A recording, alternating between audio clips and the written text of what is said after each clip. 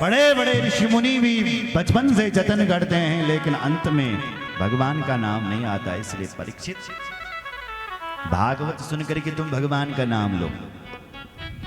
परीक्षित ने कहा मेरे पास तो 7 दिन हैं, मैं कब भगवान की कथा सुनूंगा, कब उनका कीर्तन करूंगा, कब स्मरण करूंगा। सुखदेव जी कहते हैं 7 दिन कम होते हैं क्या परीक्षित? 7 दिन बहुत होते हैं। एक राजा हुए थे महाराज खटवांग। खटवांग राजा ने देवासुर संग्राम में देवताओं का साथ दिया। ये सूर्यवंशी राजा थे। देवता लोग इनकी जाने से विजयी हो गए और देवताओं ने कहा महाराज खटवांग हम आपके बाहुबल से विजयी हुए हैं, वरदान मांगो, क्या चाहिए? तो खटवांग राजा ने कहा ये बताओ कि मैं जिंदा कितना हूं, वरदान तब मांगूंगा। जो देवताओं ने अपनी दिव्य दृष्टि से देखा तो क्या दिखाई पड़ा कि हे महाराज खटवांग राजा, आप तो एक मुहूर्त बचे हो, बस 48 मिनट।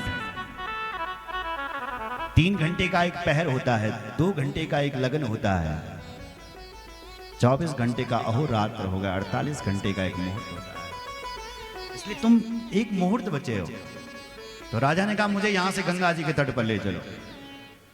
राजा को, खटवांग राजा को गंगा जी के तट पर ले गए। महाराज खटवांग ने संसार की सारी आसक्ति को छोड़ दिया और भगवान के चरणों में मन लगाया।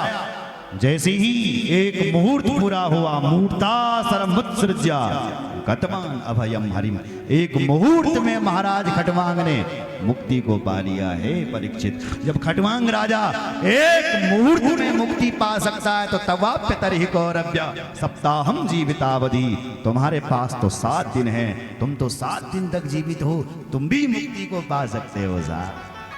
देखो साहब, कुछ डॉक्टर ऐसे होते हैं जो मरीज का हाथ पकड़ते ही ठीक कर देते हैं। क्यों? अरे हमारी एक गोली खाते ही ठीक हो जाएगा, तुम क्यों चिंता करते हो? धैर्य रखो। कुछ लोग या ना भी वाला बुखार तो भी हार्ट अटैक आ जाए, डरे जनते नहीं। अरे तेरी आंखें पीली हो रही, कहीं पीलिया तो नहीं हो गया तुझे? और गले में दर्द और हो गया, कहीं कोरोना तो नहीं हो गया? कहीं नहीं भी वाले विचार है उन्हें बुखार तो। लेकिन कुछ डॉक्टर ऐसे होते हैं, धैर्य दिलाते हैं भाई चिंता मत कर, ये गोली खा ठीक हो जाओगे। क्यों? बोलने से वो ठीक हो जाता है। सुखदेव जी का विश्वास देखिए परीक्षित।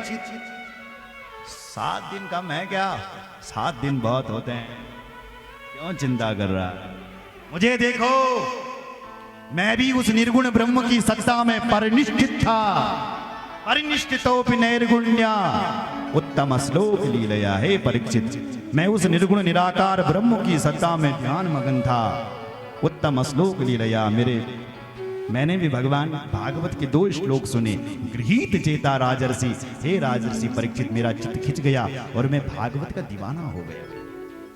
इसलिए तुम भी धैर्य रखो और तुम भी मुक्ति को पा सकते।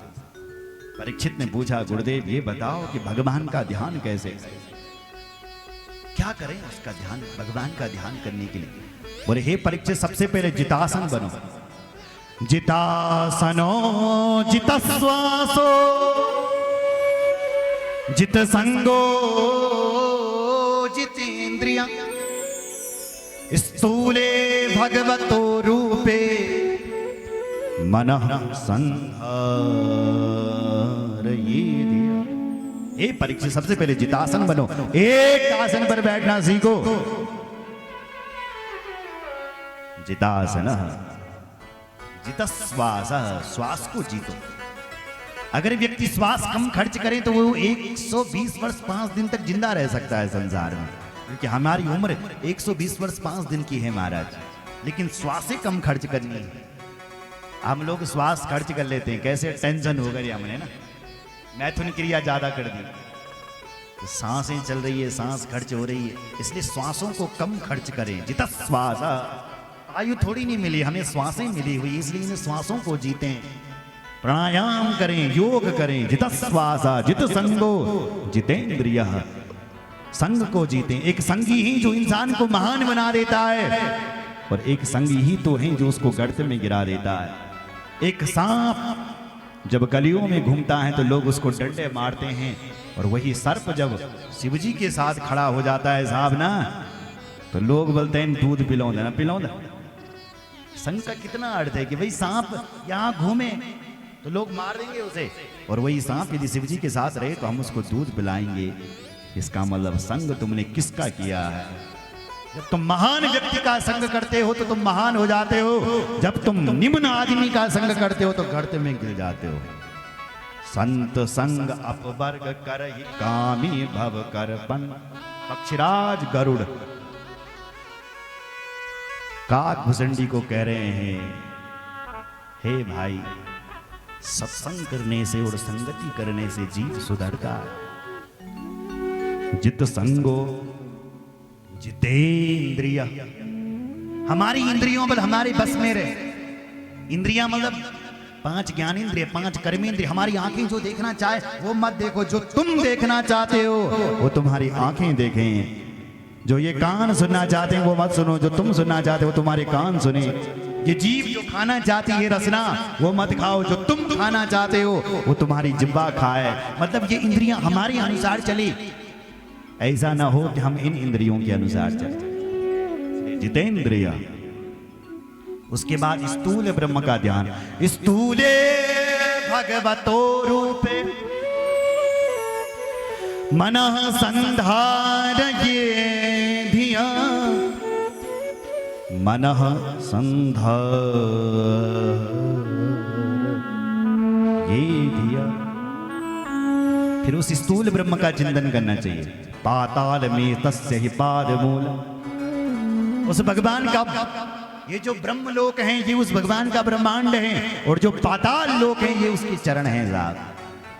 ये जो बड़े बड़े पहाड़ तुम्हें दिखाई दे रहे हैं, या अनुभव कर बल्कि ये भगवान की हड्डी छो हड्डी क्या। ये जो पहाड़ तुम्हें दिखाने लगे, ऐसा अनुभव करो भगवान की हड्डियां हैं। पहाड़ों से जो नदियां बह रही है ऐसा अनुभव करो ये भगवान की नाड़ियां हैं।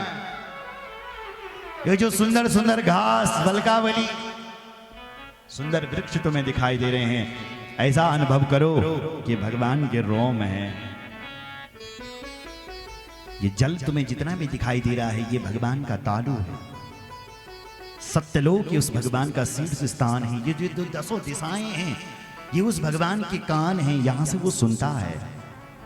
अश्विनी कुमारी उस परमात्मा का नासिका छिद्र है।